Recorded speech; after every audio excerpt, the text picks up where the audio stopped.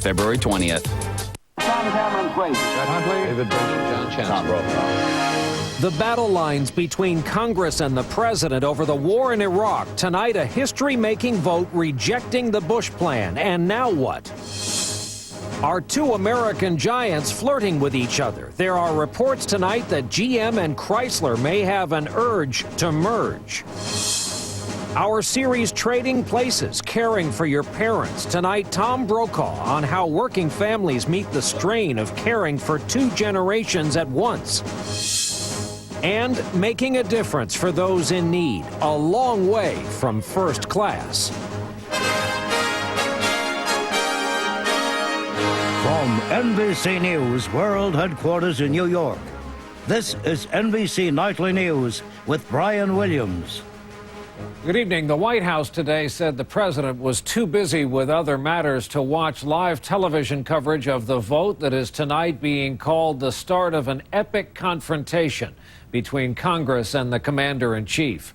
The Democratic-controlled House of Representatives, with some Republican crossover votes, voted to pass a resolution with no force of law, 246 to 182, to oppose the troop increase in Iraq, a controversial war that has already claimed 3,100 American lives.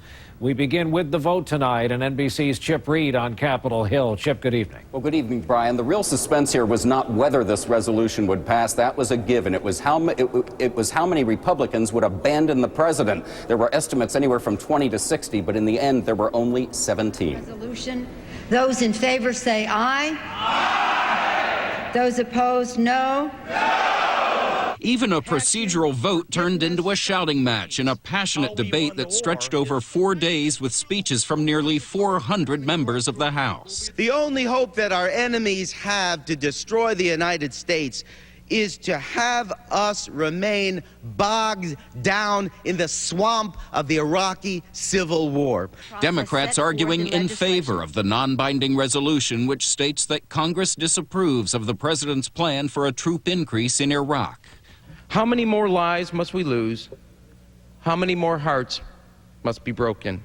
17 Republicans broke ranks, siding with the Democrats. My heart has ached. The question is, what's next? Many anti-war Democrats would like to go beyond symbolic resolutions and actually pass something with teeth in it, as they put it, cutting off funds for the troop surge. But other Democrats are worried that that will look like they're not supporting the troops. So they're in a quandary. And over on the Senate side, they're having a special Saturday session tomorrow, but it looks like they are still mired in gridlock. Brian? Thanks, Chip. Chip Reid starting us off this Friday night on the Hill. And now for the White House reaction to our chief White House correspondent we go, David Gregory on duty there tonight. David, what are they saying there, and what about when we switch our attention over to the Senate?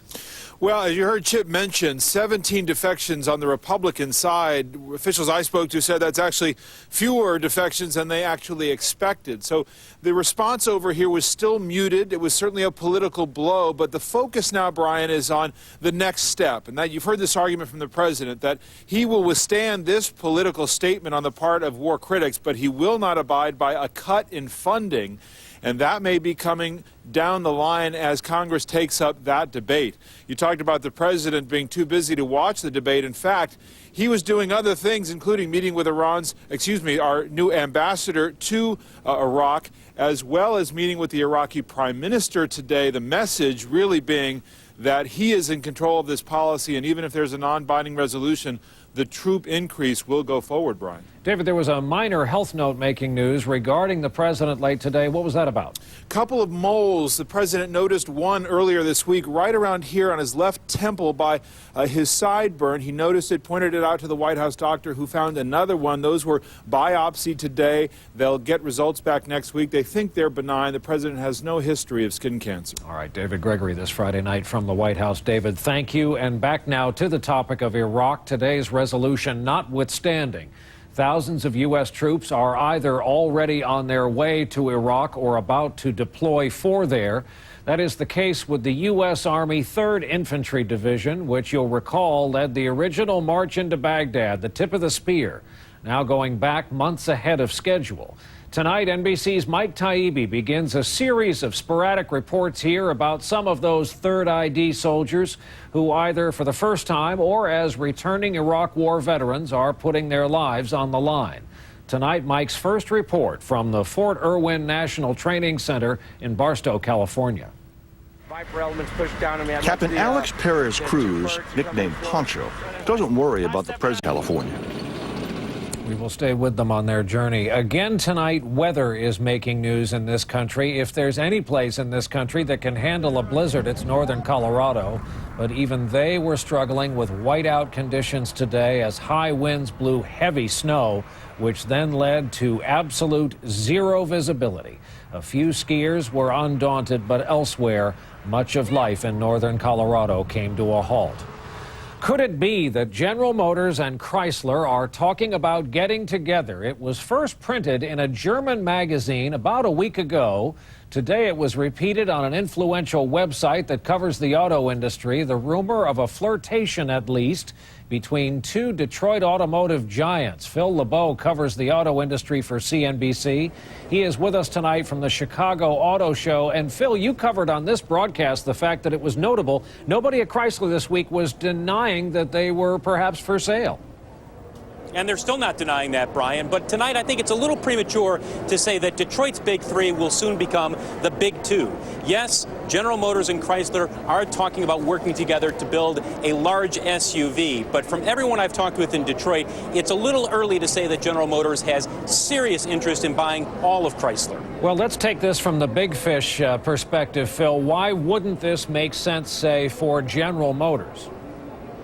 Well, for starters, Chrysler is a money-losing operation, so they're taking on sizable debt. Not only that, but there's a lot of duplication. Aside from minivans, the product lines are virtually the same. You add a lot of extra capacity plants to the United States. That's costly. And then on top of that, you'd have going basically from 7,100 dealerships to 10,500 dealerships. That'd be a lot of dealerships across the street from each other. Just any way you look at it, Brian, it would be a sizable and probably a very troublesome deal for General Motors. Phil LeBeau from the Auto Show in Chicago. Phil, as always, thank you for that. And by the way, there is more information on this story on the website of CNBC, CNBC.com.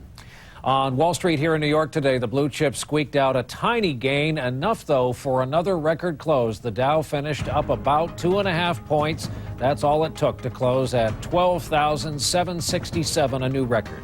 NASDAQ lost a fraction of the point on the day. For the week, the Dow was up almost 187 points. NASDAQ gained 36.5 points on the week's trading. Still ahead when we continue after a break this Friday night. Construction of new homes is down. We learned that today. What does that mean if you're buying or selling one? And up next, our special series of reports here this week, Trading Places. Tonight, Tom Brokaw on Americans struggling to take care of their kids and their parents. Series of reports called Trading Places, the challenge of caring for our elderly parents. Some 44 million Americans are caregivers for older people and people with disabilities, and often they're caring for their own children at the same time. It is that very struggle that we focus on tonight, and as we've said, these reports have certainly touched a nerve. Tom Brokaw is here with us to share his story. Tom, we're thrilled to have you as a part of this. Glad to be here. Brian, like you, I'm very fortunate in that I can afford first-class care for my mother. After all, she deserves it. But it's not all about money. It sure helps, however. Last summer, after some medical setbacks, my mother, Grandma Jean as we call her, knew that she could no longer live alone, so she agreed to move into an efficiency apartment in a nearby assisted living home. Mother is very happy in her new apartment in Orange County. It's very nice. They have something going on all day for entertainment. And we're relieved because she has lots of company and meals are provided twice a day. We're also lucky to find Maria to help her get dressed, to take her shopping, to make sure she takes her medicines. She's great, and we get along fine. And I can kind of boss her around, and she doesn't seem to care. And my brother Mike, who lives nearby, is always on call, which is a huge help. A few years ago, my mother, always a careful planner, bought some long-term care insurance. But even with those payments, it still costs around another $6,000 a month to keep her in this manner. And in our family, we're all very grateful every day that we can afford that. But we're also very aware that we're the exception here, not the rule. Morning comes early for Letisa Gaston, quietly, with Bible meditation. Then it gets very busy. Okay, about time to get up. Raising 3-year-old daughter Ivana while caring for her mother. Her mother suffers from a neurologic condition which makes walking difficult and clouds her memory. But even with help from her husband Isaac, getting everyone bathed, brushed, dressed, and fed is hectic. Eating as I go. Everyone worries every day as Granny Alfreda tries to navigate 12 steep steps. Then it's off on a 40-minute drive. First, daycare for the toddlers. Hey, how y'all doing this morning? Then, daycare for the elders, where activities and songs remind the seniors of their past and their future. And then finally, Letisa can head to her own job as a Social Security claims processor. Look, by the time I get here, I done already did a full shift. The whole family nets less than $50,000 a year. That includes Granny's disability check. Their first priority is contributing 10% to their church, then $250 a month for the Medicare subsidized daycare. Other medical and personal supplies, plus keeping the family warm and fed, leaves the Gastons with no savings. They manage with patience and prayer. Having their mother at home, they say, is worth any price. I believe if she'd been with someone else, she probably wouldn't be living. Granny's few words make clear her wishes. I'd rather be at home. But for Letisa, there is no time off and no time for herself. But she says this arrangement is a blessing. I wouldn't have it any other way. I see a difference in her. I see the joy in her. You know, I feel like I contribute something to that. The Gastons live in Birmingham, Alabama, and across the country, about 61% of the caregivers are women. They typically do have some college education. Caregiving, however, takes up about 21 hours of their week, and most of them also work at part-time or full-time jobs, Ryan. Tom, thanks for bringing us their story, and thank your mom for allowing cameras in. It's been a highly personal week. All this past week, you have now heard our stories. And since we started asking you to share your stories and pictures with us, we have received thousands of them. You can send them to us by going to our website. That's nightly.msnbc.com. And then click on Share Your Stories. And then next week, we will take a look at some of the stories you have sent us, starting Monday with a look at a group house that has truly become a real home. Again, that's all next week here on the broadcast. Still ahead here tonight, our Friday look at those among us who are making a difference. A flight attendant who saw a problem and found a way to help a whole lot of people. It feels like exclusive showdown on Iraq in the House and Senate. Tim Russert gets the White House reaction from Tony Snow, only on Meet the Press. We learned today there's more bad news on the housing front in this country to report to you tonight. Last month, construction of new homes fell 14.3% to the lowest level seen in nearly a decade. Joining us now with some analysis, CNBC's Diana Olick. Diana, what's at work here? Well, you're right, Brian. A 14% number is a big number, no question about it. Not to mention that the application rate for building permits, which looks into the future, is also in the negative. And it's all causing a ripple effect for those who dig the holes in the ground and those who sell supplies to builders. But the big builders say the drop in housing starts could actually be healthy for the industry.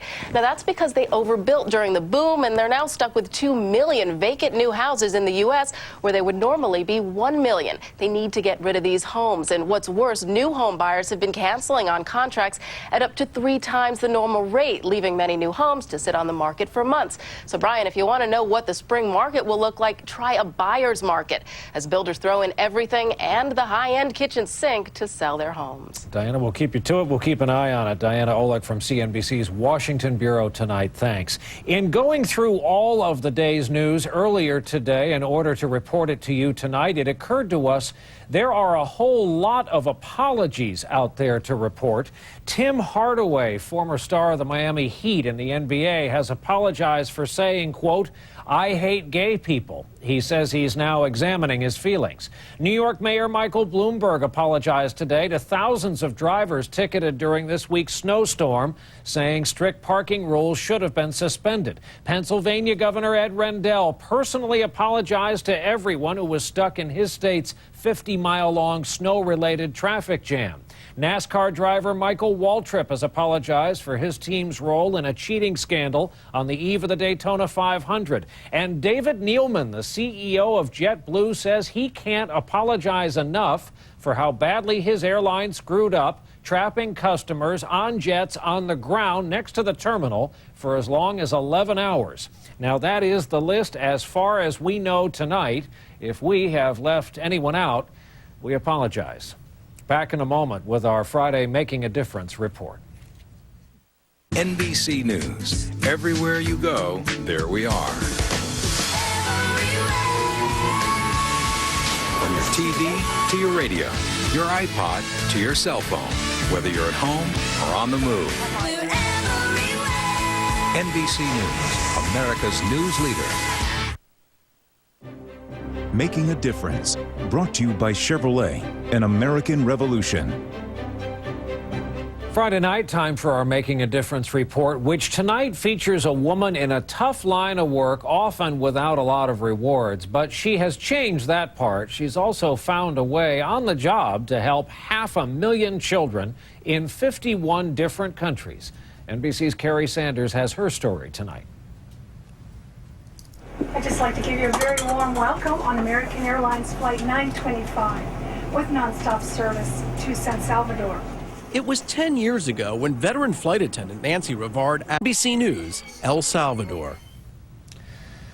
And that's our broadcast for this Friday night and for this week. Thank you for being with us. I'm Brian Williams. We'll look for you right back here Monday evening. Have a good weekend. Good night.